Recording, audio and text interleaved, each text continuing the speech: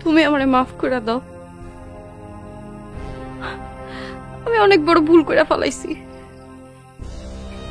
আমার দ্বারা পাপ হয়ে গেছে। তুমি আমারে মাফ করে দাও। আপনি কে? আপনি আমার কাছে মাপ চাইতেছেন কে? তোমার কাছে মাপ চামো না তো কার কাছে মাপ চামো? আমি আমার পাপের শাস্তি পায়ে গেছি, তুমি আমারে ক্ষমা করে দাও। দেখেন, আপনার কথার আগামাতা না আমি কিছুই বুঝতেছি না। আপনি কে কোন তো?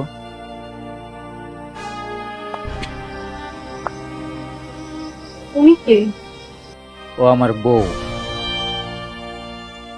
আমাগো গতকাল রাইতে বিয়া হইছে। সাইমা, তুমি কি ইনারে চিনো? তোমাগো আত্মীয় স্বজনের মধ্যে কেউ? বউ? মোনা, তুমি তুমি আমার এই খারেকটা মাইয়ারে কেমনে বিয়া করলা? আমার বউ কথা কইতে পারে না।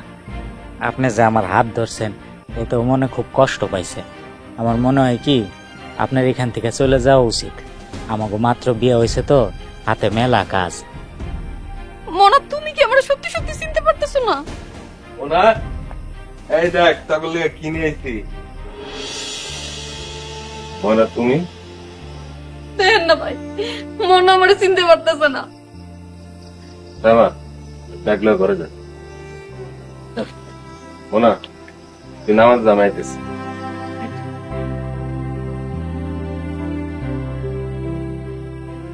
এখন তুমি হাজার কইলেও মোনা তোমারে চিনবো না। মনে পড়ে মোনারে তুমি গাড়ির থেকে ধাক্কা দা ফালাই দিছিলা?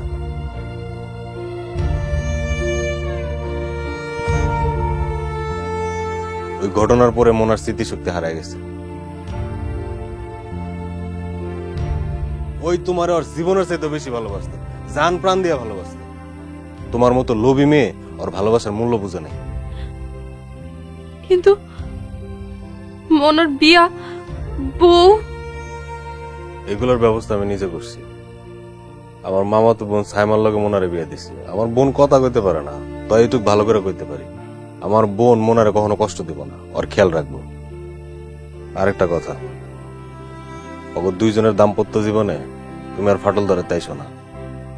ওই নামাজের টাইম হয়ে গেছে, আমি আসি।